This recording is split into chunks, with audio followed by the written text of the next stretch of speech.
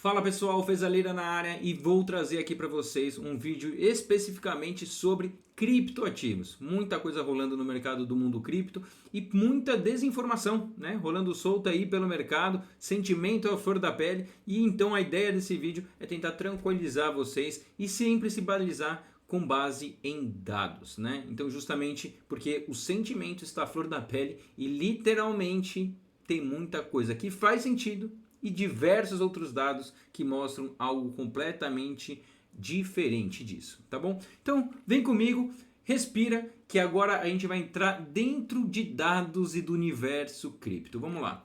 Então logo de cara já começo trazendo aqui essa informação para vocês, que consiste basicamente então no que? No fluxo do dinheiro, né, em relação aos ETFs, né? Então basicamente reparem que por mais que a gente tenha tido aí basicamente quase 35% de queda no preço do Bitcoin, reparem que os ETFs, né, eles não desmontaram tanto assim suas posições. Mas como assim, Feza? Como é que não desmontaram tantas posições? Foram mais de 5 bilhões de dólares aí em eles desmontando, retirando, vendendo os bitcoins.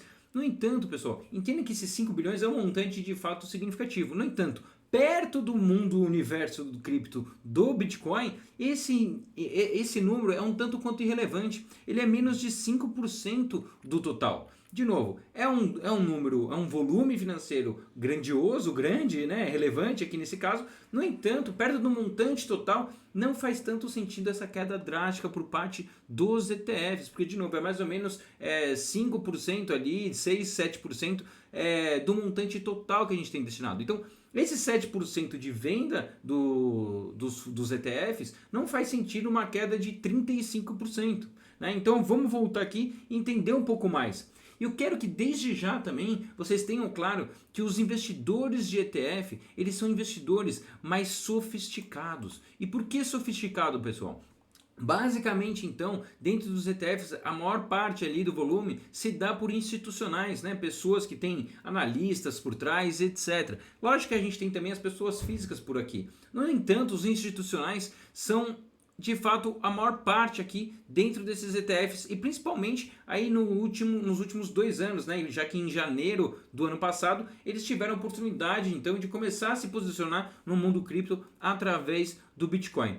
Tanto é verdade que olha só, quem está aumentando sua posição, né, em Bitcoin, o pessoal, a faculdade lá, né, Harvard, nada mais, nada menos que Harvard, né? Eles estão aumentando sua posição em Bitcoin através do IBIT. Quem que é o tal do IBIT? É o tal ETF da BlackRock de Bitcoin Spot, tá bom? E aí, o que a gente vê então? A posição de Harvard nos ETFs de Bitcoin hoje já é maior do que a posição de Harvard em Microsoft, Amazon, Alphabet, que é o Google aqui no caso, Nvidia, Meta, que no caso é o Facebook, né? Então repara que de fato, se Harvard está se posicionando agora em Bitcoin, quem somos nós para não nos posicionarmos, não é mesmo? Mas vamos continuar aqui. Dá uma olhadinha então nesse gráfico aqui que vai visualizar um pouquinho mais para vocês literalmente do que está acontecendo e por que essas quedas drásticas. E aqui nesse gráfico que eu trago, ele mostra literalmente os short term holders, ou seja, a galera de curto prazo. E aí na hora que a gente olha então esse desespero desse mercado, a maior parte desse desespero se dá por essa galera aqui que veio para o mercado do Bitcoin agora no curto prazo, nos últimos meses, né? Tanto que essa capitulação por parte, né, desse pessoal, ela já é maior. Olhem só, reparem isso aqui, até melhorei um pouquinho o gráfico para vocês. Ela já é maior do que em momentos da crash da FTX, mais do que o crash da Luna e até mesmo do banimento lá em 2022 do Bitcoin por parte da China. Então o único momento que a gente vê uma capitulação tão forte como essa por parte da galera de curto prazo foi apenas aqui na época do Covid. Então legal, entendemos até aqui, até agora, que os ETFs estão desmontando suas posições, ok? Mas não é ainda um montante significativo, de um volume financeiro significativo. A galera que está desesperada, trazendo esse medo, esse pânico no mercado, é a galera de curto prazo. Mas Feza, entendi até aqui. Tem demanda para esses bitcoins que a galera de curto prazo está vendendo? E a resposta é sim. E quem que é esse pessoal? A galera que tem entre 1.000 e 10.000 bitcoins. Então repara o seguinte, Repara que, como vocês viram agora, no curto prazo, os investidores de curto prazo, tirando a grana do Bitcoin, vendendo para o mercado, quem é que está engolindo esses Bitcoins? As baleias no mercado que tem acima de 1.000 Bitcoins, entre 1.000 e 10.000 Bitcoins. Reparem como as baleias aqui na linha amarela estão aumentando drasticamente, então, suas posições no mercado do Bitcoin, enquanto o preço está caindo. Basicamente, estão aproveitando a Black Friday, né, antecipada aí nesse mês de novembro, para quem gosta do mundo cripto. Então, basicamente, entendemos aqui esses 3 fatores do fluxo do dinheiro. Então, fluxos ETF, que são grandes, de cerca de 5 bilhões, a gente está vendo que de fato, está ocorrendo. No entanto, ele não é um volume assim tão expressivo perto do total. Segundo, quem está vendendo pesado e trazendo um certo pânico para o mercado são os investidores de curto prazo. Mas espera aí, os investidores de longo prazo, eles estão desmontando suas posições? Sim, alguns estão desmontando suas posições, sim. No entanto, a gente tem um problema de conceito que nenhum influenciador vai te trazer. Porque, por incrível que pareça, esse conceito de investidor de longo prazo no Bitcoin é qualquer pessoa que carrega o Bitcoin acima de 155 dias. Eu estou falando aí basicamente de alguns meses, não é, pessoal? Então, basicamente de 5 meses. Então, quem segura o Bitcoin por mais de 5 meses já entra na categoria holders de longo prazo. Não é um negócio meio discrepante? Por isso que eu nem trouxe esse dado aqui para vocês, por uma falta de coerência no conceito. Porque quem tem 5 meses, segura o Bitcoin por pelo menos 5 meses, já é considerado de longo prazo. Um conceito antigo, né, que não foi adaptado e poderiam já começar a melhorar essa adequação, né, esse critério, digamos assim. Então, por isso, muito mais relevante se a galera de curto prazo está vendendo, já entendemos que os de longo prazo estão vendendo, no entanto, a gente tem um problema de conceito. O que é importante a gente analisar? Quem está comprando esses Bitcoins? Está tendo apetite para isso? Sim. E a gente está vendo que a galera, as baleias de mercados que tem de 1.000 a 10.000 Bitcoins, estão basicamente abocanhando tudo que a galera de curto prazo está vendendo. Vamos agora analisar alguns indicadores do Bitcoin e ver isso tudo de uma forma mais detalhada, tá bom? Então, basicamente, na hora que eu trago aqui para vocês alguns indicadores, o que nós temos?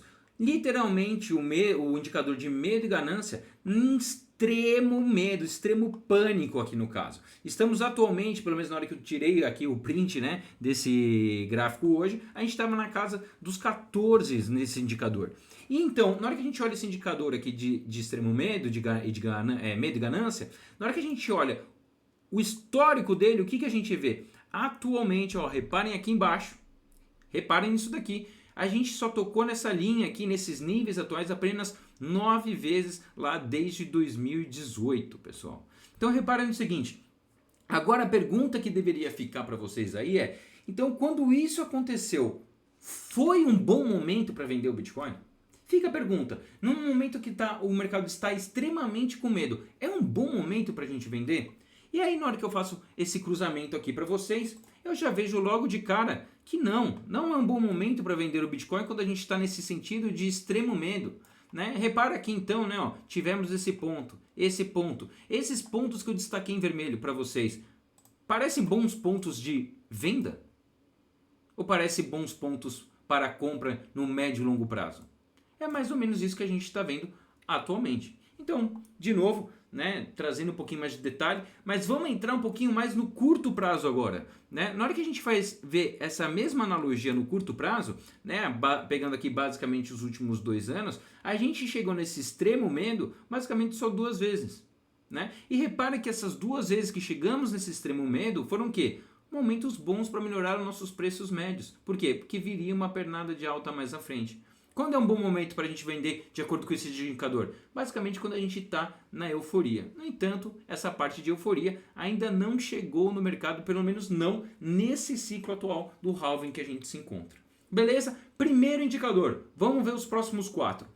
Não vou explicar o que é cada um, fica uma lição de casa aqui para quem quiser. Hoje tem inteligência artificial que vai te resumir isso daqui em 2, 3 linhas perfeitamente, mas eu quero que vocês entendam o sentido aqui das coisas, tá bom? Então, olhando um dos principais indicadores do mercado, que é o MVRV, né, na linha amarela aqui, né? Basicamente, quando a gente chega nesse patamar aqui da linha verde, nós temos excelentes momentos de compra, certo? E assim que ele bate a linha laranja, que é o MRV aqui no caso, bate a faixa vermelha, nós temos aqui excelentes momentos para venda ou realizações parciais. Por quê? Repare que quando a gente chega nesses patamares vermelhos, a gente encontra então o quê? picos, né, de mercado do Bitcoin, picos de preço daquele ciclo em questão. Enquanto que a gente chega na parte verde, excelentes momentos de compra, sinalizando eventuais fundos aqui, chegando a fundos. E no caso, né, que momento a gente se encontra? Muito longe da euforia e ainda muito longe de novas compras. Vamos para o próximo indicador do NUPL aqui no caso. Mesma lógica aqui nesse conceito. De novo, pessoal, procurem saber o que são esses gráficos para vocês poderem ter uma melhor percepção aí na hora de analisar e montar suas teses, tá bom?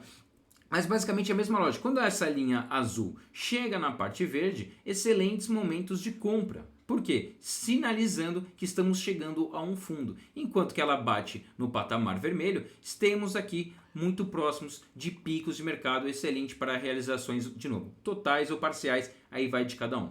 Para quem tem interesse de saber o que eu faço com o meu dinheiro, o que eu faço com meus investimentos, lá na mentoria eu disponibilizo o meu portfólio e aí explico ao longo da semana todas as movimentações que estamos fazendo e no que estamos nos posicionando, principalmente aqui na parte de criptoativos.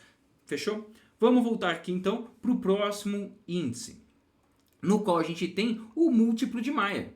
Olha só que interessante. Então repara aqui, olha só, vou pegar ele desde o começo, ó, um histórico desde 2011. Repara que toda vez que chegamos pelo múltiplo de Maia, ele chega nessa parte vermelha, estamos chegando em picos do mercado, em picos de preço do mercado. Isso é claramente visível. Enquanto que a gente chega nas faixas verdes, a gente está sinalizando eventuais fundos de médio e longo prazo.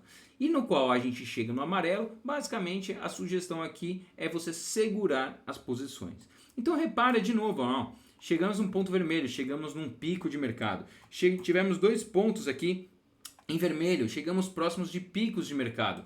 Enquanto, de novo, o momento atual, e repara isso daqui, por favor, repara isso aqui, de acordo com o indicador de múltiplo de Maia, o que a gente tem? Estamos, na verdade, não num momento bom de venda, mas sim de compra, senhoras e senhores. Olha aqui, verdinho. De acordo então com o indicador, muito pelo contrário, não estamos no momento propício para a venda, mas sim para a compra, ou seja, para melhorar o nosso preço médio visando o médio e longo prazo. Na hora que a gente tira então um pouquinho esse zoom e vai aqui para o nosso último de gráfico, eu trago o múltiplo de Powell aqui para vocês. E de acordo também com esse indicador, mesma lógica do que os anteriores que eu acabei de mostrar, quando estamos na faixa vermelha, encontramos picos de mercado. E quando estamos na faixa verde, encontramos eventuais fundos no mercado. E atualmente, o patamar que a gente se encontra sugere que devemos segurar as nossas posições. Tá dando para entender até agora? Então, de novo, a gente já viu aqui, basicamente, o fluxo do dinheiro dos ETFs, entendemos o que está acontecendo com os investidores de curto prazo, não estamos pegando tanto a parte dos investidores de longo prazo, porque há distorções, porque apenas 5 meses segurando o Bitcoin você já é considerado um investidor de longo prazo, mas estamos vendo o quê? O apetite das baleias de mercado querendo comprar querendo comprar tudo basicamente o que os investidores de curto prazo estão entregando. O lance atual de quedas drásticas no mercado está se dando por medo no mercado. Vimos aqui através do indicador do Fear, de medo e ganância aqui que a gente tem. E outros 4 indicadores no qual nenhum está apontando que é um bom momento para a venda. Muito pelo contrário, de 5 indicadores que eu trouxe aqui para vocês, um está apontando que é um bom momento para a compra. Então, de novo, tomem cuidado com as narrativas, o medo acontece, mas lembre-se que, pelo menos por hora, não temos nenhum dado técnico falando que é um bom momento para vendermos, tá bom? Ou até mesmo para realizar prejuízos. Muito pelo contrário, quem está realizando prejuízos agora é a galera de curto prazo. Por quê? Porque está com medo já do prejuízo que ela vem carregando aí nos últimos meses. Porque não tem apetite para um risco, não tem apetite para quedas e não entende basicamente o que é de fato o mercado de criptoativos e principalmente não entende então do Bitcoin. Vamos dar uma olhadinha agora no cenário macro. A gente está propício, é melhor vender, é melhor comprar, o que é melhor? Então vamos dar uma olhadinha agora na parte mais de macroeconomia. Na hora que a gente olha então para a liquidez global, e por que eu estou trazendo isso de liquidez global para vocês aqui? Por que esse dado é relevante? Porque basicamente, na hora que a gente pega a liquidez global, a gente vê uma correlação muito forte com criptoativos, mais especificamente, de novo, o Bitcoin. Essa correlação, para vocês terem ideia, é de 85%. 69%. Eu estou falando o que acontece com a liquidez global, vai acontecer praticamente a mesma coisa com o Bitcoin, porque eles têm uma correlação de 89%. Beleza, e como está então a liquidez global? Continuamos batendo máximas históricas. Então repara, ó, o gráfico é atualizado aqui desde outubro, estamos em máximas históricas. Só que tem um insight importante aqui para vocês. Toda essa liquidez global que vocês estão vendo aqui nesse gráfico que eu acabei de mostrar, ela na verdade não inclui basicamente ainda os Estados Unidos. Como assim não inclui a liquidez global dos Estados Unidos? Inclui os Estados Unidos. No entanto, os Estados Unidos ainda não começou a enfiar dinheiro no mercado.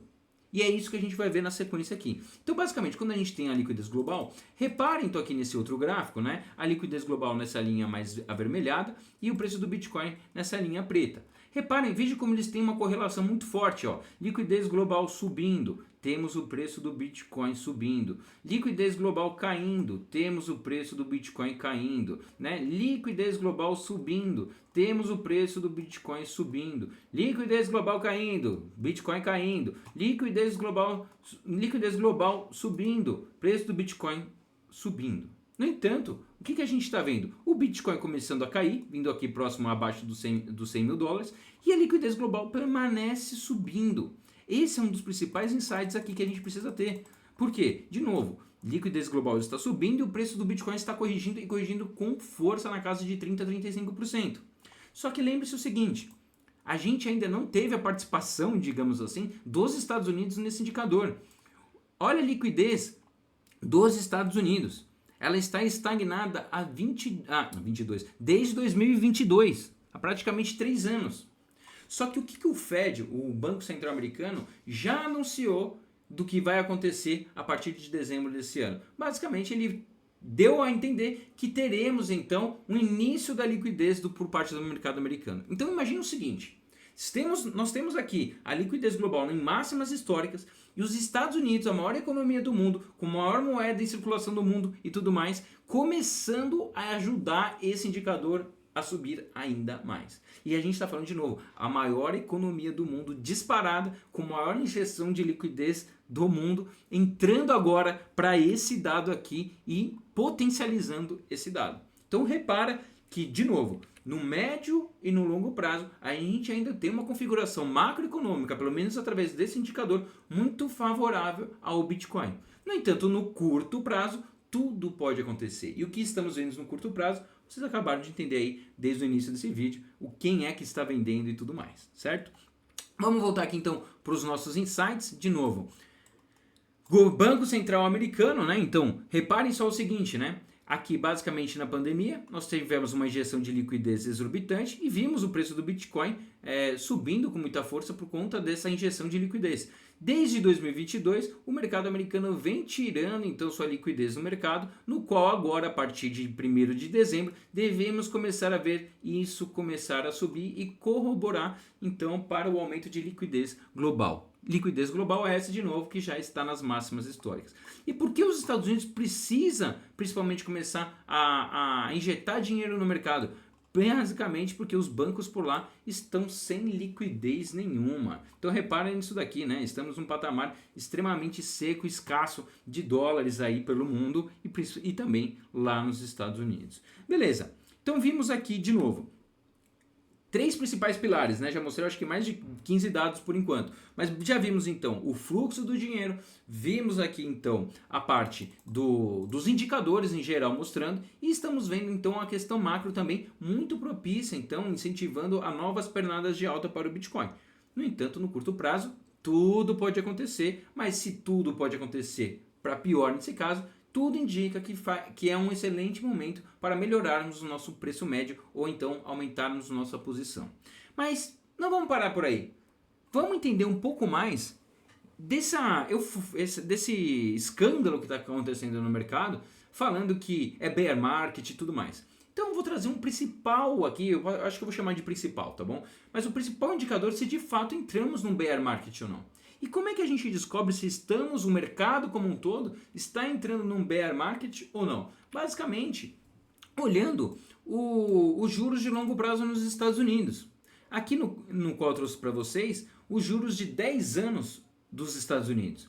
Então repara o seguinte, as faixas cinzas que vocês estão vendo aqui no gráfico foram as recessões que ocorreram lá no mercado americano, e quando acontece uma recessão nos Estados Unidos, a gente tem uma crise global, porque de novo os Estados Unidos é a maior economia disparada do mundo. Né? Então reparem no seguinte, pessoal, vou pegar aqui, ó, toda vez que a gente tem essa faixa cinza, temos uma crise. Então, repara aqui, crise da pandemia, crise do subprime do mercado imobiliário americano, crise da bolha da internet, e assim vai indo até a gente chegar aqui em 1980, no cenário da última estagflação, a mesma coisa. Então reparem o seguinte, ó, tivemos uma recessão da pandemia. O que aconteceu com a taxa de juros dos Estados Unidos de longo prazo de 10 anos? Despencou. Repare que é despencada. Ó. O que aconteceu na crise do subprime dos Estados Unidos? Despencou. O que aconteceu na crise do subprime, na crise da bolha da internet nos Estados Unidos? Despencou. E repara até mesmo aqui nesses casos, ó, que na crise do subprime, ela vem caindo com uma constância aqui mais significativa de médio prazo. No entanto, no pico ali, tem uma queda drástica. Reparou nisso daqui? Mesma coisa, ó, bolha da internet vem caindo ao longo do tempo, no qual tivemos uma queda drástica no momento exato do crash ali da bolha.com. Mesma coisa, ó, vai acontecendo, se repetindo ao longo da história. Ó. Repara, ó, recessão de novo, ó, quedas acentuadas, né, nessas faixas cinzas aqui nós temos. E aí, qual que é o momento que a gente se encontra atualmente? Então respondam aí. Estamos tendo essa queda drástica nos juros de longo prazo dos Estados Unidos? Estamos então em uma recessão? Faz sentido o mercado ficar falando de recessão nesse momento, de bear market e tudo mais? É algo pontual no setor de criptomoedas. Não estamos ainda com o pé ali na recessão. Recessão essa que eu já venho anunciando há muito tempo para vocês. Mas de qualquer forma, não estamos ainda com esse pé. Gente, tem o seguinte... Em recessão, precisamos ter principalmente o quê? Juros de longo prazo dos Estados Unidos caindo. E segundo, vocês acham que os institucionais, as baleias de mercado, configuram compras nesse mercado de bear market? Se a gente estivesse em bear market, o mercado das baleias já teriam vendido há muito tempo. E não estamos vendo isso.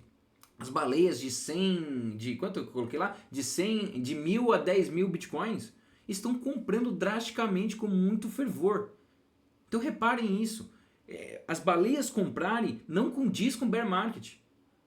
As baleias venderem condiz com bear market na sequência. Então reparem um pouquinho, fuja um pouquinho desses escândalos do mercado, desses achismos do mercado, tá bom? Então, vamos embora. Seguindo aqui, vem um dos principais insights que eu quero trazer para vocês de curto prazo, para vocês entenderem um pouquinho melhor do que está acontecendo. E aí então eu trago esse gráfico aqui para vocês, que eu vou dar uma explicadinha um pouco mais detalhada, tá bom? E aí o que a gente vê aqui? Reparem o seguinte, na linha, azulado, a gente tem então o fluxo do dinheiro indo para empresas de tecnologia. As colunas laranjas são o fluxo do dinheiro indo para o Bitcoin. Nas barras douradas aqui, nessa cor aqui, não sei exatamente bem o que é, a gente tem o fluxo do dinheiro para o ouro. Então tá bom, e aqui a gente tem obviamente a linha do zero. Então repara no seguinte, pessoal, o que a gente está vendo aqui? Ó? Repara que, ó, outubro desse ano, a gente começou a ver um fluxo para os bitcoins muito significativo. Então, reparando isso aqui, no qual a gente bateu máximas históricas aqui nesse período, né? Chegou a 126, se eu não me engano ali. Só que o que acontece? Repara que depois de outubro, principalmente agora aqui em novembro, esse fluxo do Bitcoin começou a despencar. Mas eu quero que vocês separem num insight mais relevante aqui. Tá? Reparem então que enquanto injetaram dinheiro aqui no Bitcoin em outubro, estava saindo muito dinheiro de empresas de tecnologia e do ouro. Então, basicamente, as altas que a gente viu no Bitcoin foram pessoas vendendo suas posições em ouro e empresas de tecnologia para colocar o seu dinheiro no Bitcoin. No entanto, agora o que a gente está vendo? Esse dinheiro do Bitcoin saindo e indo para as empresas de tecnologia. E qual que é o insight que eu quero trazer aqui para vocês? Não é então que as pessoas estão vendendo seus bitcoins para irem para ativos seguros, como títulos do Tesouro Americano e etc. Não, muito pelo contrário. Elas estão praticamente mantendo um alto risco indo para empresas de tecnologia de empresas dos Estados Unidos. Não é que então as pessoas venderam seus bitcoins e compraram títulos do tesouro que são algo extremamente seguro. Não, venderam bitcoin e continuam indo para ativos de risco. Isso, de novo, não combina com bear market. Porque se a gente tivesse um bear market, a galera estaria vendendo suas posições em bitcoin e indo para o título do tesouro americano, por exemplo. Tá dando para entender todos esses detalhes que eu estou trazendo para vocês e de diversos segmentos aqui? Então repare, tentem fugir um pouquinho e concentrar mais nos dados, né? E principalmente nesses dados que eu estou trazendo para vocês e que também acabo trazendo ali no meu Instagram, né? Em outros vídeos aqui do canal. Fechado? Vamos dar sequência aqui. Entendida essa parte, de novo, o mercado continua com apetite para risco, somente estão migrando de um extremo risco, que é o Bitcoin, para ativos com muito risco, que são empresas listadas na Bolsa Americana e de tecnologia, já que elas estão bem caras e isso eu já trouxe em outros vídeos. Então, visto até aqui, eu entendo que eu já mereço a sua curtida. Não? Ou então, para mais vídeos como esse, segue aqui no nosso canal, que de tempos em tempos eu trago os insights extremamente relevantes que nenhum influenciador vai contar para vocês, muito menos o seu assessor de investimentos. Então deixa seu like e segue aqui o canal. Vamos embora. Voltando aqui para nossa análise, vamos dar uma olhadinha na análise técnica, que principalmente anda tão falada aí no mercado, o tal da cruz da morte, né? Então, de novo, estamos num ciclo de alta. Na linha azul a gente tem a média móvel de 50 dias e na linha vermelha a gente tem a média móvel de 200 dias. E o que eu quero que vocês reparem aqui? Então, repara aqui o seguinte, sempre que a gente tem a linha azul cruzando a linha vermelha, nós estamos chegando num fundo de mercado, num fundo de preço do Bitcoin, que está aqui representado pela linha amarela aqui, tá bom? Nessa linha dourada aqui. Então, repara, chegamos aqui, né, em agosto do ano passado, batemos as mínimas desse período, certo? Opa, tô ruim de zoom aqui, hein, gente? Peraí, desculpa. Bateu, cruzou aqui de novo a linha azul para baixo. O que aconteceu nesse momento que cruzou a linha aqui para baixo? Batemos um fundo. E de novo, acabamos de romper a linha azul vermelha. E será que chegamos então num novo fundo? Fica aqui a reflexão. Na hora que a gente olha para todos os dados que eu acabei de trazer para vocês, muita coisa indicando que é um bom momento de compra, que é um bom momento de segurar a sua posição. Nenhum momento, de novo, estamos vendo sinais do verdadeiro bear market que a gente está aguardando, principalmente a galera lá da mentoria. Tá? Então, de novo, provavelmente estamos aqui muito próximos de um fundo melhor, de um fundo para uma pernada de alta maior. Na hora que a gente olha também através do RSI, né, a gente vê o quê? Basicamente, os vendedores perdendo muita força, chegando em patamares que, de novo, colaboram aqui. Nossa, como eu tô ruim de ruim. Como eu tô ruim de zoom. Para cenários, então, de novo, o pessoal, os vendedores, perdendo a sua força aqui no curto prazo. E olha só como isso casa muito bem. Olhem para o gráfico e veja se a gente não está batendo essas mínimas. Olha como as coisas conversam. Os dados fazem sentido, pessoal. Né? De novo, né? Não faz sentido nenhum toda essa queda. Porque, de novo, é por conta de medo, sendo que os vendedores já estão chegando numa exaustão para, então, provavelmente, novas pernadas de alta. No meu ver, o que faz de fato sentido de ter correções mais drásticas, severas, com fundamento? Apenas e exclusivamente com a chegada da crise. Não temos no curto prazo fundamentos para essas quedas tão expressivas. Não há esses fundamentos. Tanto é verdade isso que eu estou te falando, que olha só o que eu estou trazendo para vocês e que compartilho lá no nosso grupo do WhatsApp, no qual eu vou deixar aqui para vocês, para quem tiver interesse de acompanhar também essas principais notícias, esses principais dados aqui, tá bom? Então, olha só, você acha que faz sentido num bear market a gente ter um cara que prestes a assumir a presidência do Banco Central, né, que é o predileto aí do Trump, completamente proativo no mundo cripto, né? Esse cara, ele simplesmente é apaixonado pelos criptoativos e quer trazer um fomento enorme para os Estados Unidos por parte do Bitcoin. A gente teve recentemente um aumento drástico aqui do país El Salvador comprando 100 milhões de dólares em Bitcoins. Nessa semana. A gente teve quem também? O Wells Fargo, né? O fundo de pensão, né? Se posicionando, aumentando em 162%. Aumentando em 162% a sua posição no Bitcoin. A gente teve também o Fundo Soberano dos Emirados Árabes recentemente aumentando 230% sua posição no Bitcoin. A gente tem aqui um dos homens mais ricos do mundo, né, o Jeff Bezos, o dono da Amazon, fomentando 2,6 trilhões de dólares no mundo do Bitcoin e investimentos no ecossistema cripto. A gente tem os fundos de pensão da Flórida aumentando suas posições, por exemplo, em empresas, já que ela ainda não resolveu se posicionar diretamente no criptoativo, mas em empresas que têm em sua tesouraria Bitcoin. Então, só para não esquecer, e ainda, eu acho que nos últimos, faz alguns dias, menos de 10 dias, o Banco Central da República Tcheca aumentando então, comprando pela primeira vez Bitcoin para colocar em suas reservas, né? Isso não condiz com bear market, pessoal. Deu para entender esse ponto? Isso não condiz com bear market. Eu quero trazer esses insights para vocês porque sim, no curto prazo, tudo pode acontecer. O importante é a gente literalmente surfar as grandes ondas. E atualmente, de acordo com tudo que eu trouxe para vocês, mais de 20 dados aqui, a gente vê correções significativas no Bitcoin, mas guiadas pela galera de curto prazo e por sentimento de medo. E por que todo esse medo que está trazendo nesse mercado? Basicamente, aqui vem um insight principal para vocês, é que está sendo precificado que em dezembro os Estados Unidos não irá cortar a sua taxa de juros. Não tanto, pelo menos, quanto estavam precificando anteriormente. E as pessoas, ao entenderem que os Estados Unidos não irá cortar a sua taxa de juros, o que elas fazem?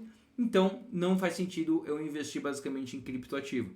Porque só faz sentido, de acordo com elas, só faz sentido eu investir em criptoativos se eu tiver a taxa de juros começando a cair. E aí vai desse apetite para risco. No entanto, de novo, porque o mercado tá entendendo que não teremos essa redução da taxa de juros agora em dezembro? Basicamente porque os dados de emprego, né, tivemos lá a parte de problemas na parte do governo, né, fugiu aqui o nome, né, do shutdown americano, no qual os dados de emprego não vão sair antes do anúncio da taxa de juros americana. E se não tem, então, dados de emprego antes do anúncio da taxa de juros dos Estados Unidos, o mercado está entendendo que o Fed então não vai baixar a taxa de juros, já que ele está sendo guiado, essa taxa de juros está sendo guiada basicamente por conta do desemprego lá nos Estados Unidos, os dados de emprego dos Estados Unidos. Fez sentido aqui para vocês? Espero que tenha gostado do vídeo e se inscreva aqui no canal se vocês querem mais conteúdos de qualidade e com dados como esse. Até a próxima. Abraço!